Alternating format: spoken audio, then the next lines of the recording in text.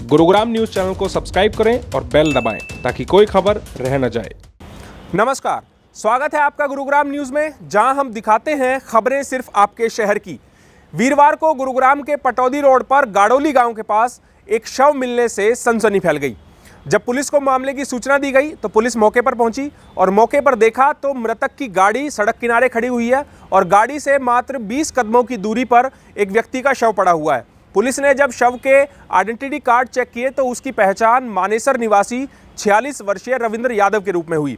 Police ने इस पूरे मामले की जानकारी जो मृतक के परिजन हैं उनको दी। मृतक के परिजन मौके पर पहुंचे, उन्होंने जानकारी दी है कि रविंद्र प्रॉपर्टी डीलिंग का काम करता है और इसका खेड़की दौला इलाके में ऑफिस है।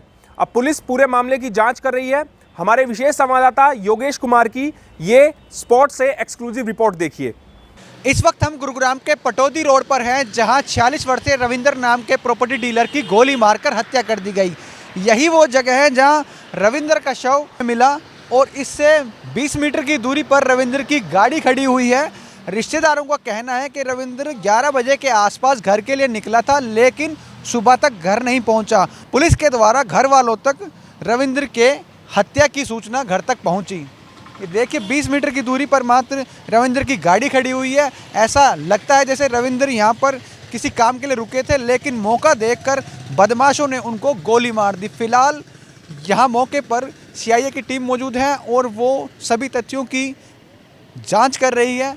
एक ऐसा अंदाज़ा लगाया जा रहा है कि गाड़ी से मात्र 50 मीटर की दूरी पर एक सर्विस स्टेशन है और वहाँ सीसीटीवी लगा हुआ है। ऐसे में पुलिस सीसीटीवी की फुटेज भी खंगालने की कोशिश कर रही है कि सीसीटीवी फुटेज से कोई मदद मिल सके और बदमाशों तक पहुंचा जा सके। लेकिन रिश्तेदारों का साफ कहना है कि रविंद्र यादव की किसी से कोई दुश्मनी नहीं थी। पहले रविंद्र यादव गाड़ी बेचने का काम करते थे और उसके बाद वो प्रॉपर्टी डीलिंग की लाइन में आ गए थे। रविंद्र यादव का द्वारका से पर प्रॉपर्टी डीलर का ऑफिस है, जहां से वो तकरीबन 11 बजे के आसपास घर के लिए निकले थे, लेकिन वो घर तक नहीं पहुंचे। मौके पर सीआईए की टीम जांच कर रही है, गाड़ी से सबूतों को खंगालने की कोशिश कर रही है कि किसी तरह का सबूत गाड़ी से मिल जाए। हालांकि गाड़ी की दूरी और उनके जो शव मिला है रविंद्र यादव का, उसकी दूरी से अंदाज़ा ऐसा लगाया जा रहा है कि किसी काम के लिए गाड़ी से वो बाहर निकले, जिस पर मौका देखकर बदमाशों ने उन पर फायरिंग कर दी और उनको गोली मारकर यहाँ से फरार हो गए।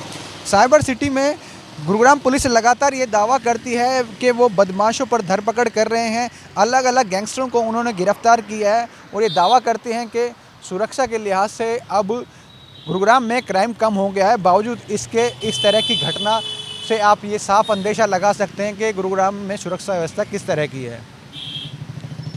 कैमरामैन मोनू के साथ योगेश कुमार, गुरुग्राम न्यूज़। हमारे संवाददाता योगेश कुमार ने आपको मौके की तस्वीरें दिखाई।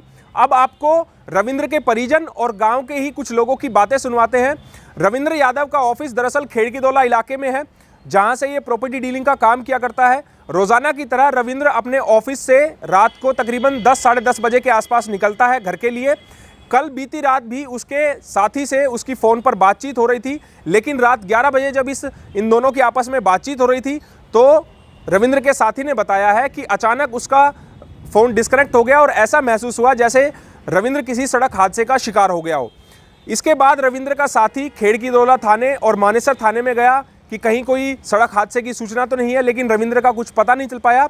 लेकिन वीरवार सुबह रविंद्र का शव पटौदी रोड पर मिला है, जिससे काफ़ी सवाल उठ रहे हैं। सवाल ये उठ रहे हैं कि आखिर रविंद्र खेड़की दौला से जब मानेसर जाता है तो उसकी गाड़ी पटौदी रोड पर गाड़ोली के पास कैसे पहुंची।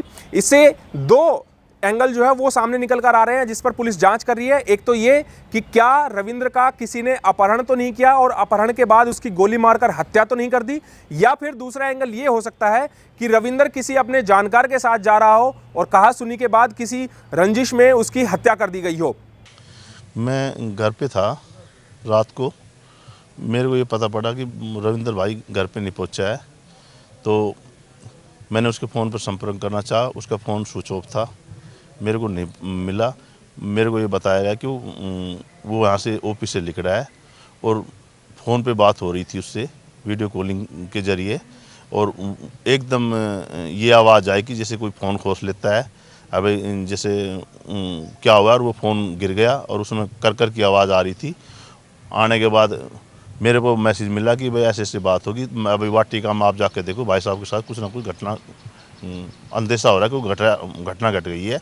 तो मैं अपनी गाड़ी निकाली मैं लगभग 10:30 बजे अपने घर से निकला हूँ और मैंने पूरी वाटिका में जो भी हमारा जो ऑफिस का रोड है, जो घर जाने का है, पूरी वाटिका जो मैंने जो नाके थे, और मैं भाई साहब के घर तक भी गया, भी कभी घर पहुंच गया मैंने। फिर आखिरी में भाई साहब के भाई सुरेंद्र है, उसको फ़ोन करा, रविंद्र भाई घर पहुंचा नहीं पहुंचा। उन्होंने मेरे को बोलो भाई मैं सोल लग रहा हूँ, मैं एक बार बूझ के आपसे बताता हूँ। 11 बजे के लगभग, उससे 11:30 के लगभग कॉलिंग हुई, तो उसने घर जाके पता करा तो घर पे बोलो भाई साहब अभी तक नहीं पहुँचा है। मैं वहाँ से वापस फिर आया, फिर मैंने वाटिका जो और भी एंट्री थी, मैं कभी 2-3 रास्ते हैं घर आने के लिए, कभी दूसरे रास्ते पे कोई वो है, तो मैंने वहाँ पर पूरा टटोला। मैं 2-2.5-3 घंटा टटोल के देख के नहीं है, उसका फ़ोन भी स्विच ऑफ आ रहा था और वो भी पता नहीं पड़ा। फिर मैं देख भाल कर मैं यही सोचा कि मैं सोच रहा मैं रात में पुलिस स्टेशन खेड़की भी गया और मैंने देखा कभी जैसे कोई पुलिस के साथ कोई टकराव होगा या किसी से एक्सीडेंट हो गया, कोई चीज़ होगी, थाना में गाड़ी खड़ी हो, मैंने वहाँ गाड़ी देखी, वहाँ भी गाड़ी ना मिली। वाटिका उसमें देखी, मानी से थाना में मैंने देखा, मेरे को वहाँ ना मिला। फिर मैंने सोचा भाई थोड़ा हमने इंतज़ार करना चाहिए कि भाई 2-4 घंटा भाई आ जाएगा। सुबह भाई साहब से मैंने फ़ोन करा, उसने बताया कि रविंद्र अब तक घर नहीं पहुँचा है। तो मैं नाक के बस निकट ही रहा था, इतनी देर में सुरेंद्र भाई का फ़ोन आया कि ये कहा कि गाड़ोली में एक्सीडेंट हो गया। और मैं भाई साहब को घर से लेके जैसे यहाँ स्पॉट पे पहुँचा तो मैंने देखा तो हमें तो बताया था कि एक्सीडेंट है, लेकिन यहाँ पे आके देखा तो उसका मर्डर, किसी ने गोली मार दी, मर्डर कर दिया गया। हम घर पे थे तो यहाँ पुलिस ने हमें कंफर्म किया कि भाई ऐसे ऐसे कोई इंसिडेंट पेश हो गया भाई रविंद्र के साथ। उन्होंने आईडी के आधार पर हमें कंफर्म किया, हमें पता लगा कि मेरा भाई ही रविंद्र है। तो उस आधार पे हम यहाँ मौके पे आए, हमें पता लगा, देखा मौके पे खून से लथपथ पड़ा हुआ था। फिर उसके बाद पुलिस लेकर के अपने कस्टडी में उसको पोस्टमार्टम या सिविल हॉस्पिटल लेके गई। क्या कोई दुश्मनी थी? किसी से कोई दुश्मनी नहीं, तो बहुत गिव एंड टेक, बहुत कूल माइंडेड पर्सन था, अच्छी डीलिंग थी सबसे, किसी से कोई वाद विवाद किसी तरह की कोई बात नहीं थी, बहुत ही मिलनसार भाई था हमारा। अब ये पता नहीं ये इंसिडेंट कैसे हुआ, कुछ अंदाज़ा हम लगा ही नहीं सकते। हमने यही पुलिस को बताया, किसी भी सर्कल में किसी से पूछो, बहुत ही वैल्यूएबल पर्सन था। काम करते थे? हाँ, पहले किसी से आज तक जीवन में किसी से विवाद ही नहीं हुआ। पहले उसका सेल परचेज गाड़ियों काम करता था, गुड़गांव सेक्टर 12 मोटर जोन के नाम से ऑफिस था। 7-8 साल से वहाँ काम कर रहा था। अभी 1.5 से 2 साल से यहाँ प्रॉपर्टी का काम शुरू किया था उसने। और रात को वहाँ से 9 बजे के करीब वहाँ से ऑफिस से घर के लिए निकला था। अब सुबह हमें पता लगता है कैसे ऐसे मृतावस्था में यहाँ पड़ा हुआ है। पुलिस ने रविंद्र के शव को पोस्टमार्टम के लिए अस्पताल पहुंचा दिया है और पूरे मामले की जांच में जुट गई है। हालांकि परिजनों ने किसी पर हत्या का कोई शक नहीं जताया है, लेकिन अब पुलिस जांच में ही खुलासा हो पाएगा कि आखिर रविंद्र यादव का शव इतनी दूर उसके जो रास्ता है गांव जाने का उससे अलग क्यों मिला और आखिर किसने रविंद्र को गोली मारी। आपको हमारी खबर कैसी लगी हमें कमेंट करके राय जरूर दीजिएगा। साथ ही साथ आप इस खबर को शेयर भी कर दीजिएगा ताकि ज़्यादा से ज़्यादा लोगों के पास सही जानकारी सही समय पर पहुंच पाए। नमस्कार।